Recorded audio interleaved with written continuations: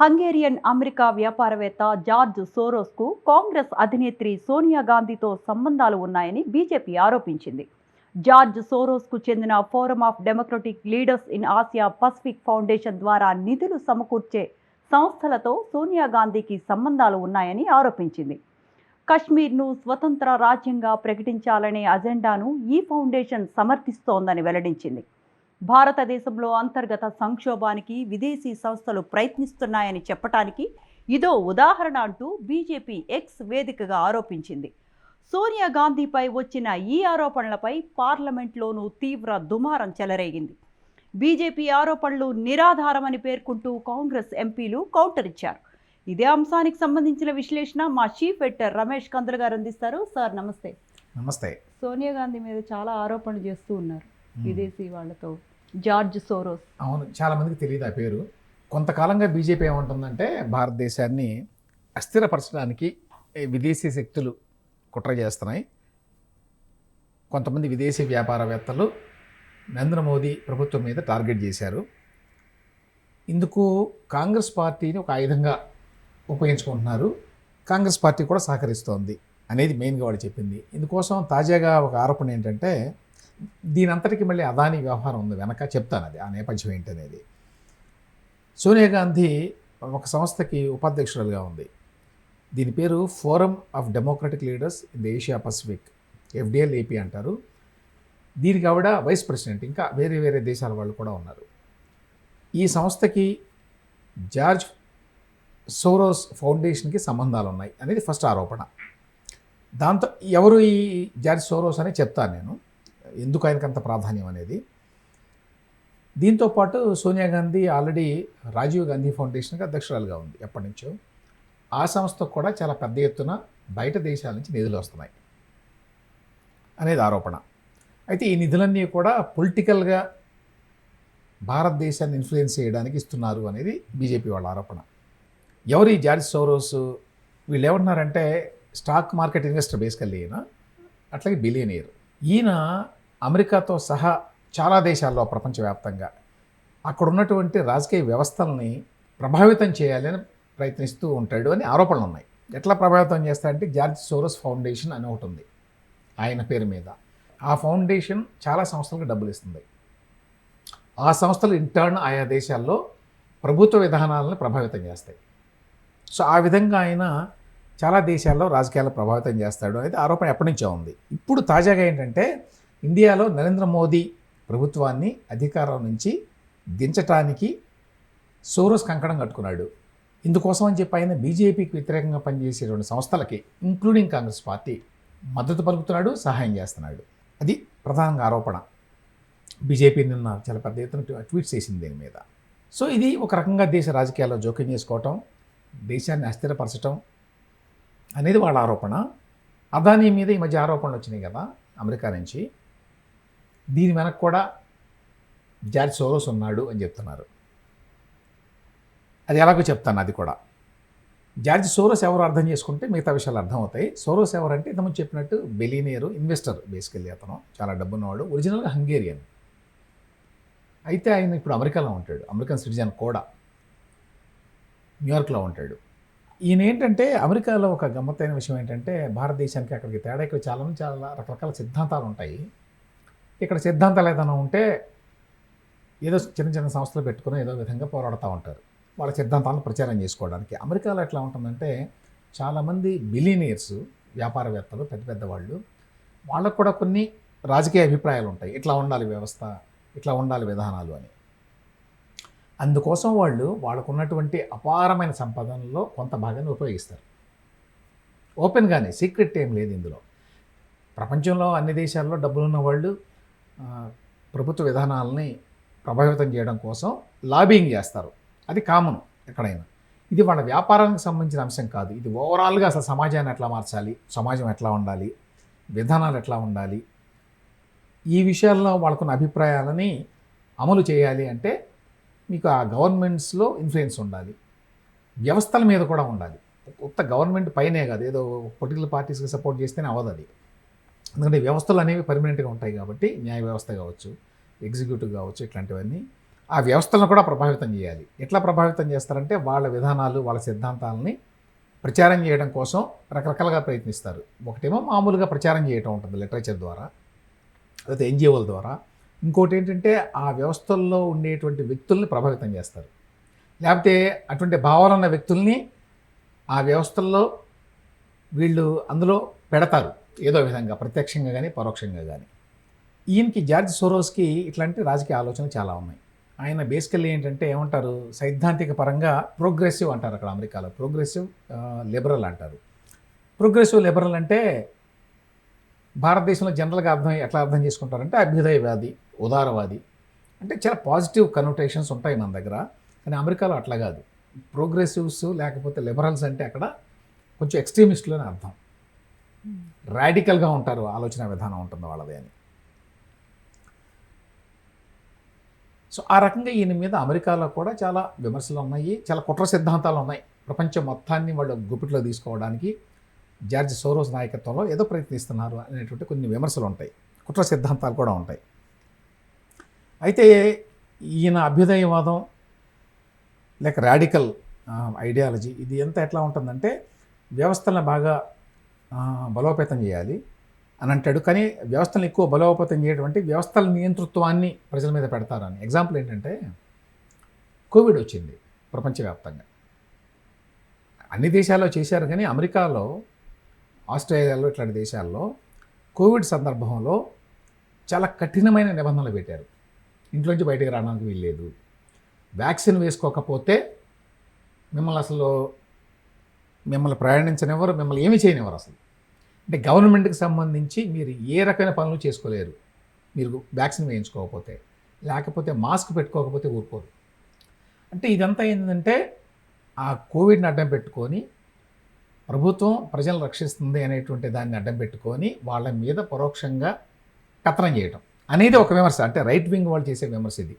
So George Soros లాంటి వాళ్ళంతా కూడా ఈ విధంగా ఏ కరోనా పేరుతోటో ఇంకో పేరుతోటో అభ్యుదయవాదం పేరుతోటో జనం మీద పరోక్షంగా పెత్తనం చేసేటువంటి వ్యవస్థల్ని బిల్డ్ చేస్తున్నారు అని, అది వాళ్ళ విమర్శ. ఎగ్జాంపుల్ చెప్తాను ఏ విధంగా జార్జ్ సోరోస్ లాంటి వాళ్ళు ఇన్ఫ్లుయెన్స్ చేస్తారు సమాజాన్ని అంటే. అమెరికాలో ఎక్కువ జరుగుతుంది ఇది. అమెరికాలో ఫర్ ఎగ్జాంపుల్ కొన్ని స్టేట్స్లో లైక్ కాలిఫోర్నియా, న్యూయార్క్ ఇవన్నీ కూడా లిబరల్ స్టేట్స్ మొదటి నుంచి కూడా. అంటే జార్జ్ సోరోస్ లాంటి వాళ్ళ సిద్ధాంతాలకి ప్రభావితమైనటువంటి రాష్ట్రాలు. సో అక్కడ జనం కూడా అట్లా ఉంటారు. ఈయన ఐడియాలజీ యొక్క పాపులారిటీ కూడా చాలా ఎక్కువ ఉంటుంది ఆ ప్లేసెస్లో. కాలిఫోర్నియాలో ఫర్ ఎగ్జాంపుల్ ఈ మధ్యనే అక్కడ గవర్నర్ న్యూసమ్, అతని పేరు గెవిన్ న్యూసమ్, ఒక చట్టం చేశాడు. అమెరికాలో ఏంటంటే రాష్ట్రాలకి ఆల్మోస్ట్ దేశాలకు ఉండేటువంటి అధికారాలు ఉంటాయి, ఇక్కడలాగా మనలా కాదు.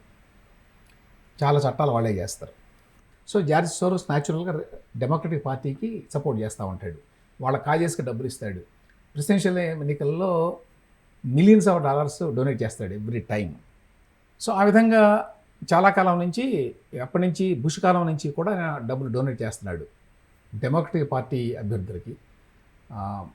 బిల్ క్లింటన్కి చేశాడు, జో బైడెన్కి చేశాడు, అంతకుముందు హిల్లరీ పోటీ చేసింది ఆవిడకి చేశాడు. ఈ మధ్యకాలంలో కమలా హ్యారిస్ కూడా చాలా పెద్ద ఎత్తున డొనేట్ చేశాడు. రిపబ్లికన్ పార్టీకి వ్యతిరేకం, అందువల్ల డొనాల్డ్ ట్రంప్ ఓడించాలి అని ప్రయత్నించారు. కానీ ఆయన ఓడిపోలేదు, గెలిచాడు, అందరికీ తెలుసు.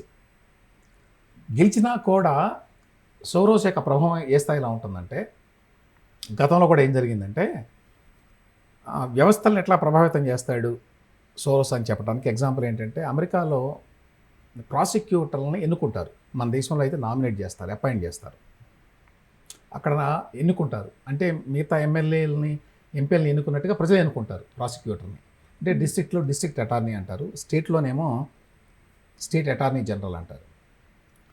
ఇట్లా ప్రజలు ఎన్నుకుంటారు కాబట్టి మీరు ప్రజలను ప్రభావితం చేయగలిగితే ఆ ఎన్నుకునే ప్రాసిక్యూటర్ని మనకు అనుకూలమైన వ్యక్తిని ఎన్నుకోవచ్చు. ప్రాసిక్యూటర్లు చాలా పవర్ఫుల్ అమెరికాలో, ఎందుకంటే ఏదైనా కేసుని ప్రాసిక్యూట్ చేయాలా లేదా అనేది నిర్ణయించేది వాళ్ళే. ఒకవేళ ఎవరైనా సరే మర్డర్ చేసినా సరే, ఈ మర్డర్లో మాకు తగినంత ఎవిడెన్స్ ఉన్నట్టుగా కనిపించడం లేదు కాబట్టి అసలు నేను కోర్టులోనే పెట్టను అంటాడు, అసలు నేను విచారించను అంటాడు అనేటువంటి అధికారం ప్రాసిక్యూటర్కి ఉంది, అక్కడ డిస్ట్రిక్ట్ అటార్నీకి ఉంటుంది. సో ఈ నేపథ్యంలో సోరోస్ ఏం చేశాడంటే, అంటే అక్కడ ఉండే విమర్శలు చెప్తున్నాను, ఎగ్జాంపుల్గా మన్హాటన్ తీసుకోండి. మన్హాటన్ న్యూయార్క్లో ఉంటుంది, అదొక డిస్ట్రిక్ట్. దానికి డిస్ట్రిక్ట్ అటార్నీ ఉంటాడు, అతన్ని ఎన్నుకుంటారు. అక్కడ ఎన్నికైన వ్యక్తి పేరు ఆల్విన్ బ్రాగ్స్. ఈ ఆల్విన్ బ్రాగ్స్ డెమోక్రటిక్ పార్టీ సానుభూతిపరుడు. అతనికి సపోర్ట్ చేసి జార్జ్ సోరోస్ గెలిపించాడు. ఎందుకంటే ఎన్నికల్లో పోటీ చేయటువంటి డబ్బులు కావాలి, ప్రచారం ఇవన్నీ ఉంటాయి. సో డొనేట్ చేశాడు చాలా డబ్బు. గెలిచాడు. గెలిచిన తర్వాత ఆల్విన్ బ్రాగ్స్ డొనాల్డ్ ట్రంప్ మీద కేసు పెట్టాడు మన్హాటన్లో. ఈ మధ్యనే నడిచింది. 34 కౌంట్స్లో కన్విక్ట్ కూడా అయ్యాడు. అంటే అవన్నీ ఇప్పుడు ఆగిపోయినాయి, కానీ ఆనాడు. అదేవిధంగా న్యూయార్క్ స్టేట్లో లెటిషియా జేమ్స్ అని చెప్పి ఆవిడ అటార్నీ జనరల్. ఆవిడను కూడా ఎన్నికవడానికి సహాయపడింది జార్జ్ సోరోసే. ఆవిడ కూడా ఒక కేసు పెట్టింది డొనాల్డ్ ట్రంప్ మీద, అతని బిజినెస్ మీద. బేసికల్లీ న్యూయార్క్లో చాలా బిజినెస్ ఉంది డొనాల్డ్ ట్రంప్కి, రియల్ ఎస్టేట్ బిజినెస్, దాని మీద పెట్టింది. అది కూడా చాలా పెద్ద కేసు. సో వీళ్ళందరూ ఇట్లా కేసులు పెట్టాలంటే తనకు అనుకూలమైన వ్యక్తులను పెట్టగలిగితే అక్కడ వాళ్ళ ద్వారా ఏమైనా చేయొచ్చు. ఇక ఉదాహరణకి అమెరికాలో చాలా రాష్ట్రాల్లో పెద్ద పెద్ద షాపులు ఉంటాయి. అమెరికాలో అందరికీ తెలుసు, వాల్మార్ట్ ఇట్లాంటివన్నీ. వాటిల్లో దొంగతనాలు ఎక్కువ. దొంగతనాలు జరిగితే ఎక్కువ చేసేది నల్ల జాతీయులు. చారిత్రకంగా జరుగుతూ ఉంది అది. కారణం ఏమైనా పేదరికంగా వచ్చిందో. అయితే ఇదంతా కూడా శ్వేత జాతీయుల తప్పు. వాళ్ళు ఎంతకాలం పాటు అణిచివేయడం వల్ల ఈ పనికి పాల్పడుతున్నారు వాళ్ళు. కాబట్టి వాళ్ళని ప్రాసిక్యూట్ చేయకూడదు అనేది ఒక సిద్ధాంతం పెట్టుకున్నారు వాళ్ళు. దాని ప్రకారం ఈ సోరోస్ లాంటి వాళ్ళ ఇన్ఫ్లుయెన్స్ మూలంగా చాలా రాష్ట్రాల్లో బర్గ్లరీ, షాప్ లిఫ్టింగ్ ఇట్లాంటివి చేసినా కూడా ఆ కేసును ప్రాసిక్యూట్ చేయరు ప్రాసిక్యూటర్లు. అధికారికంగానే, ఇందులో దొంగతనం ఏం లేదు, అధికారికంగానే ప్రకటించారు. షాపులో దొంగతనం చేస్తే మేము కేసు పెట్టామని. అంటే ఇది కొంచెం విచిత్రంగా ఉంటుంది వినటానికి, ఎట్లా జరుగుతుందో అమెరికా. ఇదంతా జార్జ్ సోరోస్ అంటే నేపథ్యం అండి. జార్జ్ సోరోస్ లాంటి వాళ్ళు ఊరికంటే ఏదో వ్యాపారవేత్త కాదు, ఒక పొలిటికల్ ఐడియాలజీ ఉంది అతనికి. సో ఇవన్నీ అక్కడ చేస్తున్నాడు. ఇప్పుడు ఏమిటంటే లేటెస్ట్ ఇండియాలో కూడా అతను రాజకీయంగా జోక్యం చేసుకుంటున్నాడు. తన ఇన్ఫ్లుయెన్స్ని, అంటే ఈ సిద్ధాంతాన్ని, ఇన్ఫ్లుయెన్స్ అంటే సిద్ధాంతాలు, అతనే వచ్చి ప్రైమ్ మినిస్టర్ అవుదామనే కాదు, ఈ సిద్ధాంతాలని ఇక్కడ కూడా మనకి ఉన్నాయి కదా సమాజంలో. మనకి దళితులు, అగ్రకులాలు ఇట్లాంటి రకరకాల విభేదాలు ఉన్నాయి సొసైటీలో. ఆ దృష్ట్యా అతను తన సిద్ధాంతాలను ఇక్కడ కూడా తీసుకొస్తాడు అనే భయం ఇప్పుడు బీజేపీకి ఉంది. ఇప్పటికే ఇండియాలో కొన్ని సంస్థలకు అతను హెల్ప్ చేస్తున్నాడు, డబ్బు ఇస్తున్నాడు అనేది వాళ్ళ అనుమానం. అందులో భాగంగానే ఈ విమర్శలు చేశారు. అంటే సోనియా గాంధీతో జార్జ్ సోరోస్ కు సన్నిహిత సంబంధాలు ఉన్నాయా సార్? ఉన్నాయని వాళ్ళు ఆరోపిస్తున్నారు. ఉన్నాయంటే కలిపి ఫొటోస్ ఉంటాయి, దాన్ని బట్టి సన్నిహిత సంబంధమా కాదని మనం అయితే చెప్పలేం. కానీ ఇప్పుడు వాళ్ళు చెప్పేది అదే కదా, ఆర్గనైజేషన్లో ఆవిడ ఉపాధ్యక్షురాలుగా ఉంది, దానికి సోరోస్ డబ్బులు ఇస్తాడు, ఫండింగ్ ఉంది. ఓపెన్ సొసైటీ ఫౌండేషన్ ఆయన సంస్థ పేరు. ఆ సంస్థ చాలా వాటికి ఇస్తోంది ఇండియాలో కూడా. వీళ్ళ ఆరోపణ ఏంటంటే, బీజేపీ వాళ్ళ ఆరోపణ, ప్రభుత్వానికి వ్యతిరేకంగా ఉండే ఎన్జిఓలందరికీ డబ్బులు ఇస్తున్నారు వీళ్ళు.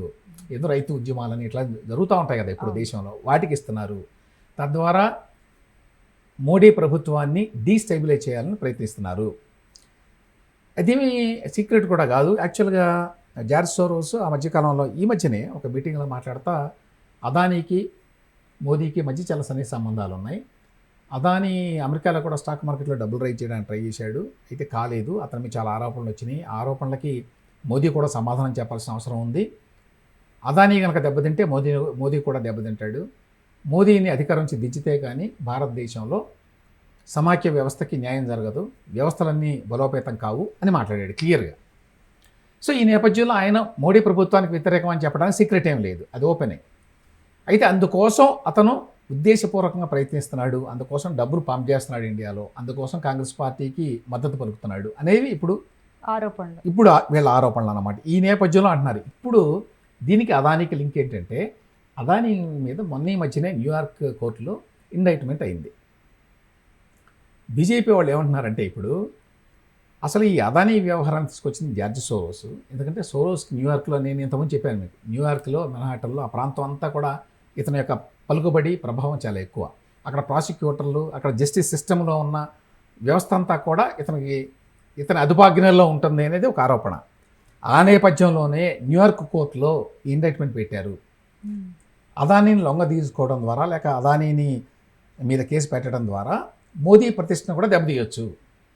మోదీని కూడా వీకెన్ చేయొచ్చని అన్నాడు సోరోసే. కాబట్టి ఆ రకంగా భారతదేశాన్ని దాని అభివృద్ధిని అడ్డుకోవడానికి ప్రయత్నిస్తున్నారు అని. 1970s 70వ దశకంలో ఇందిరాగాంధీ ప్రైమ్ మినిస్టర్గా ఉన్నప్పుడు దేశంలో ఏదైనా జరిగితే గొడవ చేస్తే ప్రతిపక్షాలు విదేశీ హస్తం అనేది, అప్పట్లో పేపర్లో పెద్ద వార్త వచ్చేది విదేశీ హస్తం అని ఆరోపించేది ఆవిడ. విదేశీ హస్తం ప్రమేయం ఉంది అంటే ఇక్కడ జరుగుతున్న వాటి వెనక విదేశీయులు ఎవరో ఉన్నారు, వాళ్ళ హస్తం ఉంది, కాబట్టి ప్రజలు దాన్ని తిరస్కరించాలని బేసికల్లీ. ఇప్పుడు బీజేపీ వాళ్ళు కూడా మోరార్లెస్ అదే మాట చెప్తున్నారు, విదేశీ హస్తం ఉంది మొత్తం వ్యవహారంలో, అదానీ వ్యవహారంలో కూడా అని. సోరోస్ యొక్క ప్రభావం, అతని యొక్క పొలిటికల్ ఐడియాలజీ ఇదంతా తెలిసిందే. అయితే భారతదేశాన్ని అస్థిరపరచాలనో లేక ఖచ్చితంగా మోదీ ప్రభుత్వాన్ని దించాలి అనేటువంటి ఆలోచన అయితే ఉన్నది వాళ్ళకి. సో దాన్ని జోక్యం అని అనాలా అనకూడదా అనేది అదొక చర్చనీయాంశం. సో ఈ నేపథ్యంలోనే బీజేపీ ఇప్పుడు ఓపెన్గా బహిరంగంగానే మాట్లాడుతుంది ఇవన్నీ కూడా. జార్జ్ సోరోస్ అని ఈ మధ్య వరకు మాట్లాడేవాళ్ళు కాదు, ఎందుకంటే జార్జ్ సోరోస్ అంటే ఎవరికి తెలుసు అని. అందుకని జనరల్గా విదేశీయులతోటి కుమ్మక్క అవుతున్నారు, విదేశీయులు జోక్యం చేసుకుంటున్నారు భారతదేశ రాజకీయాలు ఇట్లా అనేవాళ్ళు. ఇప్పుడు కొంచెం ఓపెన్గానే బయటకు వచ్చి చెప్పారు. ముందు బహుశా మనం ఈ జార్జ్ సోరోస్ పేరు ఇంకా ఎక్కువ వింటాం.